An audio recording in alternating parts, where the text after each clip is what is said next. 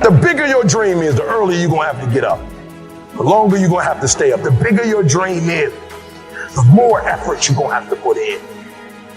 What do you do when 1,000 other people want exactly what you want? I'm fascinated by the game of opportunity. If you want to be an anomaly, you've got to act like one. Listen to me. Luck is for leprechauns, and you ain't green. Then I'm begging you to see yourself right now, today, as average, as no better than anyone else. The wonderful news about the human condition is you can get good at anything that you set your mind to. It's just not going to be easy. If you're willing to go beast mode, you can have whatever you want. But this is not a time for any of you to take your foot off the gas pedal. It's not a time for any of you to kind of slow down and to kind of get complacent. What do you do when you're not the only one that wants to make $1 million in your company? You're not the only one that wants to be the president. You're not the only one that wants to be the CEO. What if you're not the only one that wants what you want? What if there are thousands of other people who want what you want? You have to outwork them.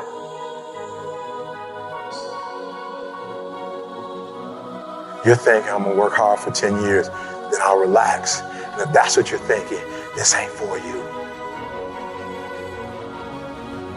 If you do not do what you're doing right now well, your goal is just going to be a fancy desire, isn't it? Whether it's fear or anxiety, whatever it may be, I believe that every single person who's going out to chase their dreams has those voices in their head. I think it's part of the human experience.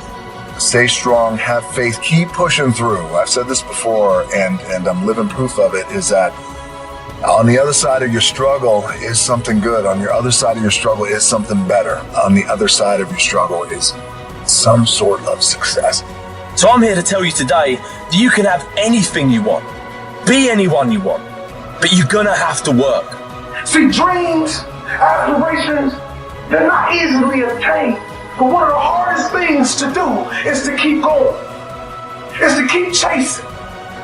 You don't realize your dreams are so important because your DNA, who you are as a person, is wrapped up in your dreams. Go after this thing called life. Don't look back and have regrets. Understand that you're at a place and a position right now with hard work and valuing people, nothing can stop you, I promise you.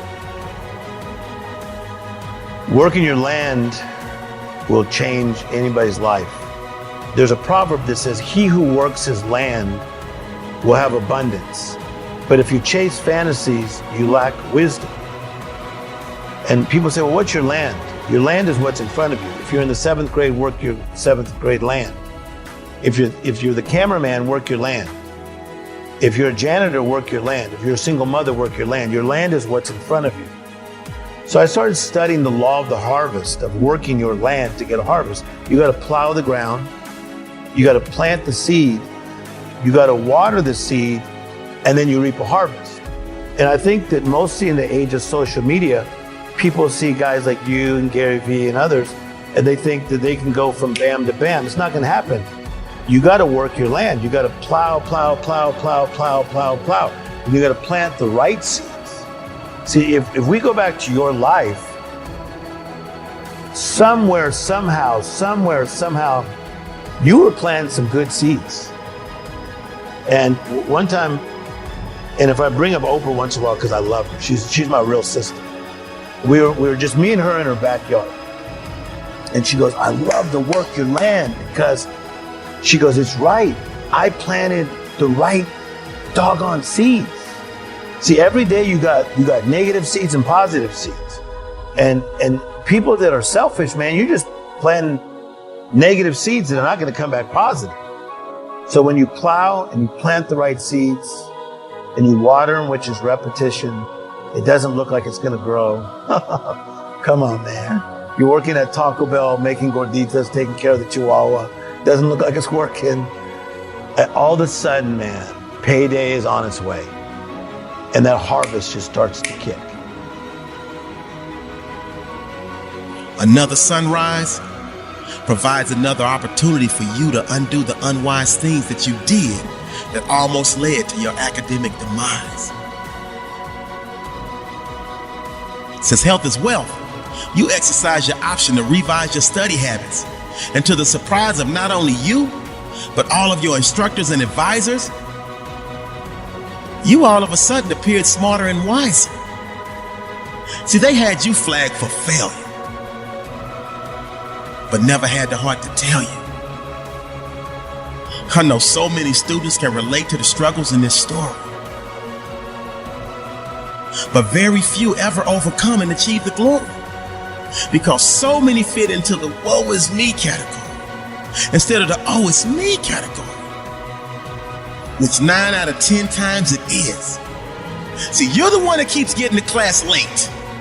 You're the one that decided not to study because you had that date. You're the one that never asks questions and keeps making mistake after mistake after mistake. You're the one that keeps making excuse after excuse after excuse for why your academic status is in an unsatisfactory state. So the question I have for you, why are you even enrolled in school if you have no desire to try? I think I know the reason why. It's because you forgot about your why. And this is the very moment I need you to go stand in front of a mirror and look yourself eye to eye.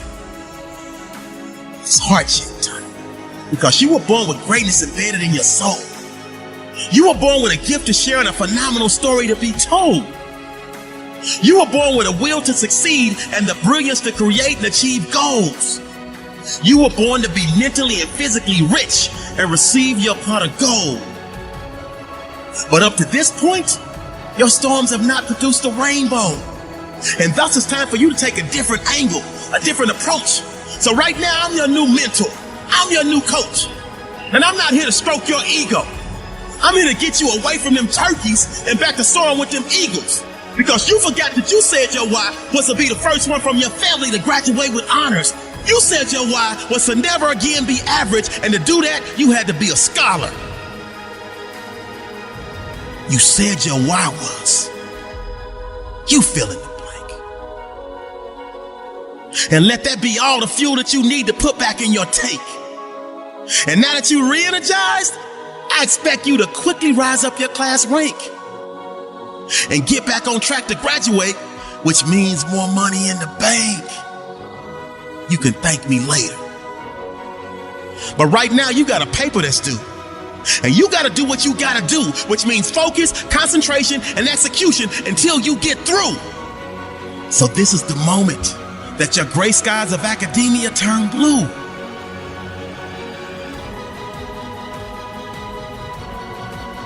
You told all your slacking friends to do them because you're about to do you. Because you refuse to be in that 57% of students that don't graduate on time. Your light was dim and flickering, but now it's about to shine.